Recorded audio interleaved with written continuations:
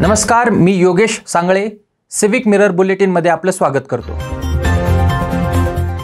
पुण्यातील शनिवार वाडा येथे बॉम्ब असल्याची अफवा पसरली होती, त्यामुळे परिसरात घबराट उडाली होती। शनिवार वाड्यात सकाळी 10च्या सुमारास एक बेवारस पिशवी सापडली। त्यानंतर शनिवार वाड्याचा सर्व परिसर खाली केला गेला।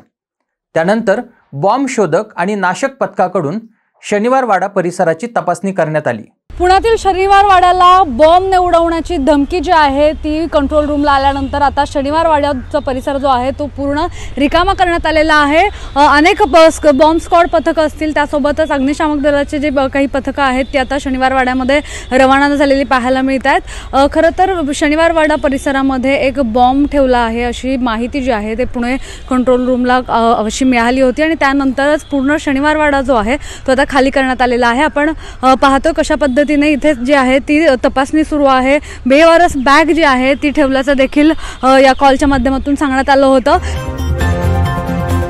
पुणे पोर्श अपघात प्रकरणात अल्पवयीन मुलाच्या आईला पुणे पोलिसांनी ताब्यात घेतलं आहे। शिवानी अग्रवाल असं त्यांचं नाव आहे। पुण्यात 19 मेच्या रात्री मध्यधुंद अल्पवयीन मुलाच्या पोर्श कारने बाईकवरून जाणाऱ्या तरुण तरुणीला धडक दिली होती। या धडकेत अनिश अवधिया आणि अश्विनी कोस्टा या दोघांचा मृत्यू झाला होता। त्यानंतर अल्पवयीन मुलाला ताब्यात घेण्यात आलं। ससून रुग्णालयात त्याच्या रक्ताचे नमुने घेण्यात आले, परंतु हे रक्ताचे नमुने बदलण्यात आल्याची बातमी समोर आली होती। बदललेलं रक्त आई शिवानी अग्रवाल यांचं होतं का, याबद्दल पोलीस त्यांना चौकशी दरम्यान विचारू शकतात। कर्वे रस्त्यावरील सोनल हॉल समोर एका सायकल स्वाराला क्रेनने चिरडले, त्यात सायकल स्वाराचा जागीच मृत्यू झाला। अपघातग्रस्त सायकल स्वाराचे नाव अद्याप समजले नाही। सायकल स्वाराच्या मृत्यूमुळे हळहळ व्यक्त केली जात आहे। डेक्कन पोलीस अधिक तपास करत असून क्रेन चालकाला ताब्यात घेतलं आहे। पोलीस पाटलाच्या अल्पवयीन मुलीने एका दुचाकी स्वाराला चिरडल्याची घटना समोर आली आहे। शिरूर तालुक्यातील अरणगाव येथे ही घटना घडली। ही अल्पवयीन मुलगी पिकअप चालवत होती।